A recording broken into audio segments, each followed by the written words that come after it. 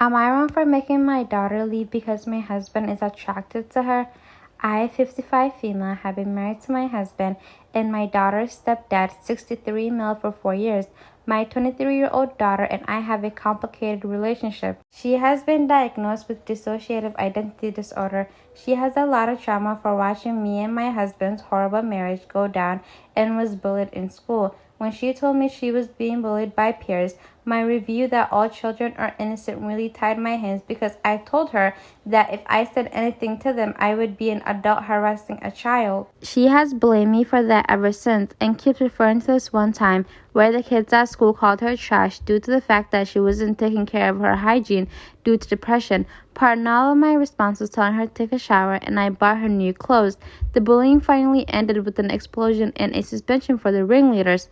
She still throws the fact that a school clinic volunteer told her that if she was their kid, she would have permission to punch back if administrators didn't do anything.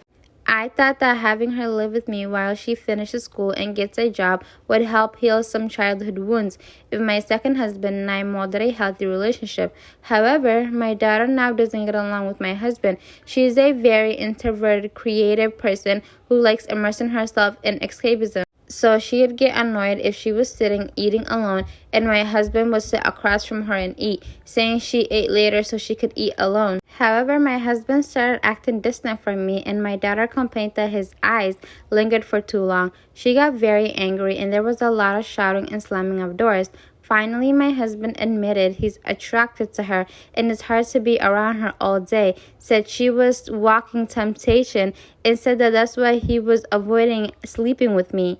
I was so upset to hear this. I don't blame my daughter for this, but at the same time, the situation has become unbearable. Something would have to give, and I couldn't collect my thoughts with both of them still being in the house. So I gave my daughter money to stay at an extended hotel and asked her to utilize her college emergency financial and housing resources they have for students in need. She responded by storming out and telling my ex, who is now circling social media, using it to paint me as the villain of all villains. I'm not abandoning my daughter. She qualifies for these resources anyway, since my ex is unemployed and we are in substantial debt. I just need time to process the situation and don't want to leave my house to stay with my daughter when I have a marriage to figure out whether or not to save. Am I the a-hole? What, y'all, the fact that, Lord, the fact that she thinks there's a room for her to brainstorm on who to choose in this situation, that alone is mind-boggling. Oh my god. Top comment, and this was my favorite comment. I quote, "When she told me she was being bullied by peers, my view that all children are innocent really tied my hands because I told her that if I said anything to them, I would be an adult harassing a child." End quote. It seems you have a history of tied hands when it comes to standing up for your daughter. Do you even like her? You're absolutely the a-hole and you chose a pervert over your own child. And just like that, there's nothing else to add to this because she literally chose a disgusting, filthy garbage of a man over her own child. Like, this is why I don't agree with the whole thing of, oh, everybody should have kids or everybody should be, everybody should, have the chance to have kids. I feel like some people do not deserve children and they should not be having kids. And this is case an example. Am I wrong for telling my daughter who's facing homelessness that only her and the baby can move in with me, not her husband? The husband has lived in their apartment for a number of years. The owners recently sold it and the new ones are moving in, so my daughter and her husband have to move. The problem is rents have gone up dramatically. The rent they are paying is $1,100 for a one-bedroom, which I thought was a lot, but now that I'm trying to help them find a place, most are now going for around $2,000 a month or more. They can't afford this. My daughter knows she's always welcome at home. Granted, a baby complicates things. I wasn't happy about her having a baby. She's young, just turned 22, but I would never deny her housing. However, I can't stand her husband. Let's just call him Aaron for simplicity's sake. I wouldn't invite Aaron over for dinner, let alone let him live with me. Aaron's in his mid-30s, criminal history, hair trigger temper, chronically immature, and has one hell of a jealous, possessive streak that has caused strain in their relationship, which I obviously do not approve of. Honestly, when she told me she was pregnant, I finally thought we'd rid of Aaron. I genuinely thought he's exactly the kind of man to ditch. They've been on and off, over and over since she was about 18, 19. Alas, if anything, it made him cling to her tighter.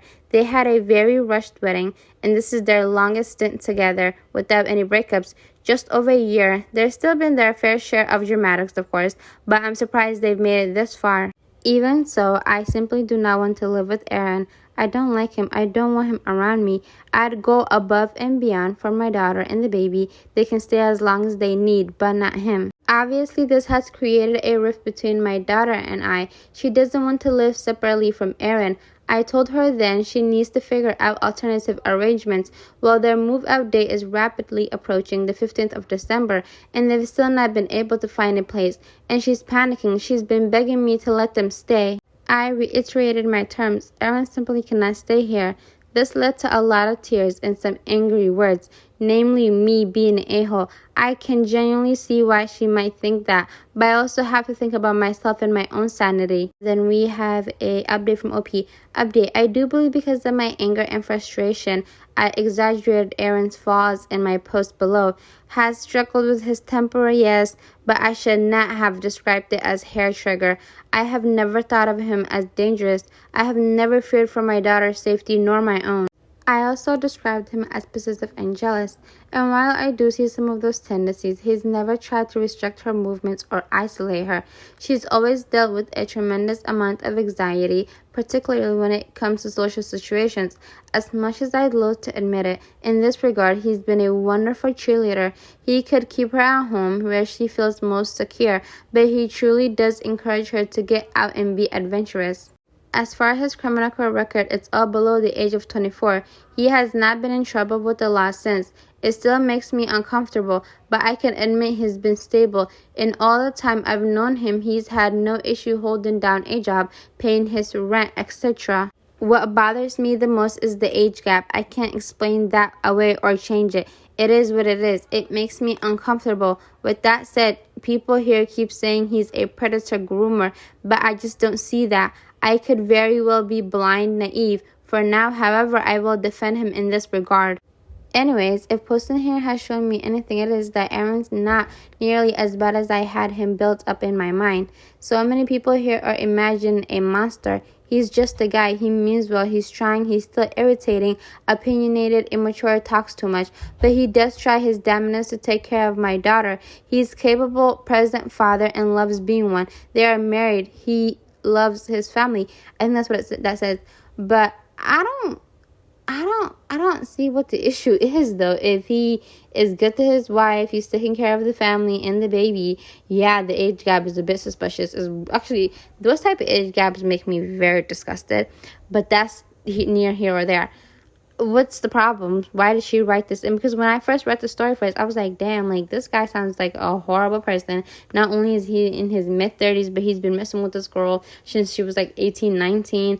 She has maybe baby trapped her. He has a criminal past. He probably can't hold down a job. Like, she made him look like he was a real-life gangster who was doing nothing with his life. And then updates it and then says, well, actually, y'all, I was just over-exaggerating. He's not that bad. Like, I don't know what she wants us to say. Like, what advice are we supposed to give her? On to the next story. Am I wrong for not wanting my mother-in-law to move in? So for some context, my mother-in-law is always a strong, overbearing personality. My husband's brother and wife have no contact with her due to how she has treated my sister-in-law in the past, and they don't allow her to see their children. 2 years ago, my mother-in-law, who worked as a janitor in a school, tore her rotator cuff. She subsequently had surgery on it, then proceeded to sue her school district. She lost the lawsuit and was fired. Since then, she hasn't worked and has complained of myriad of health issues with her neck, back, and shoulder. She's had many MRIs, none of which support evidence of an injury that would impact her ability to work even if there are some limitations. She's lost 3 disability appeals. She has also in this time turned down jobs including working things like reception at work for a variety of reasons such as too much time on her feet, too much sitting, etc. Nothing is going to work as far as her health issues. My husband and I purchased a single family home at the start of 2022. We make decent money, but both of us work 2 jobs to be able to be more than just make ends meet. We have 2 kids. And we bought this home so we could have enough space for our family. Even so, we had to convert a loft into a bedroom for our younger child. Mother-in-law has hinted all the past 2 years she wants us to let her move in. She and I do not get along, and even the kids are not fond of her. My stepdaughter says she speaks poorly around my husband and myself's young special needs son. Recently, my mother passed and mother-in-law was annoyed because it meant we couldn't clean her apartment for her. I'm afraid she's going to be out of money soon and she's going to force her way into our house.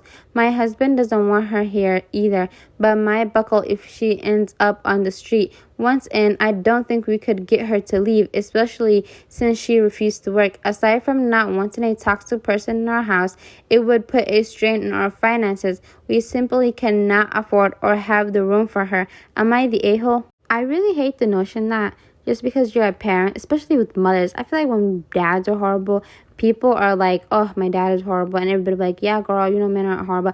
But especially when mothers are horrible, people always say things like, well, she's your mother, she carried you in her stomach for 9 years, blah, blah, blah. It's not good to be a bad parent just because you're a parent. Like, I could not deal with someone who's constantly this terrible to their own kids. Like, imagine both of your children do not want you around their wives and their kids and their families. That's a little bit sad. I feel like at some point accountability should be held. A mirror should be, put up. Besides, like, imagine your mother dies and your mother-in-law says, well, I'm sorry, mom died, but who's going to come clean my house? Like, that is so sickening.